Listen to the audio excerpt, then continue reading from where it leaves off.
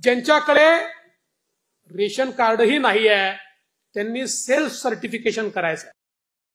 नवीन योजना आहे. दादांनी सांगितलं आपण या योजनेमध्ये सगळ्या अटी शर्ती काढून टाकल्या आहेत. काही काळजी करायचं कारण नाही. माध्यमांना देखील सांगू इच्छितो की आपणही लक्षात घ्या, कुठल्याही अटी शर्ती आता याच्यामध्ये नाहीत. कारण आमच्या समोर प्रश्न आले, ते जेन्युइन प्रश्न होते की या ठिकाणी समजा रहिवासी दाखला तर बाबा मध्य प्रदेशातनं किंवा दुसऱ्या भागातनं कर्नाटकातनं त्या ठिकाणी 15 वर्षापूर्वी लग्न होऊन एक भगिनी इकडे आली आहे, पण आता तिचा रहिवासी दाखलाच नाहीये, तर काय करायचं?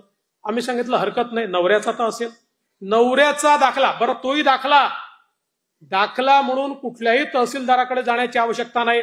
15 वर्षापूर्वीचं मतदार यादीतलं नाव चालेल, 15 वर्षापूर्वीचं रेशन कार्ड चालेल, 15 वर्षापूर्वीचं घराचं डॉक्युमेंट असेल ते चालेल.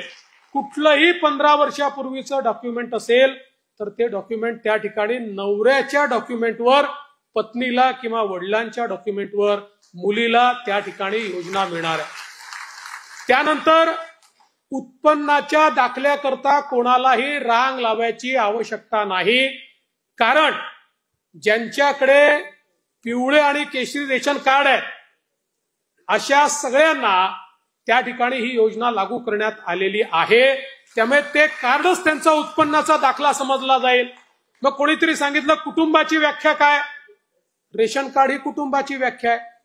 त्यामुळे नव्याने आता हे कुटुंब काय आहे त्याचा दाखला घ्यायचा आहे का? असा कुठलाही दाखला घेण्याची आवश्यकता नाहीये.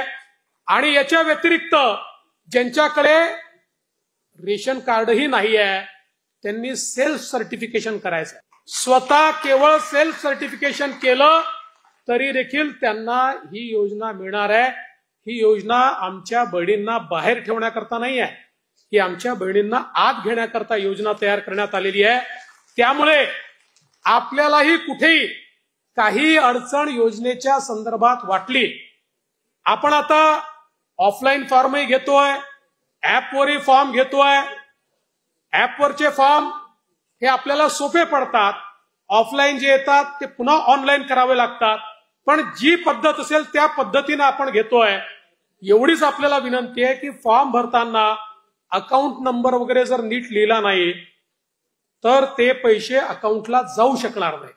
त्यामुळे आपणही थोडी मदत केली पाहिजे आणि अकाउंट नंबर वगैरे योग्य प्रकारे लिहिले गेले पाहिजे. त्यात कुठली चूक होऊ नये अशा प्रकारचा प्रयत्न हा निश्चितपणे या ठिकाणी आपण केला पाहिजे.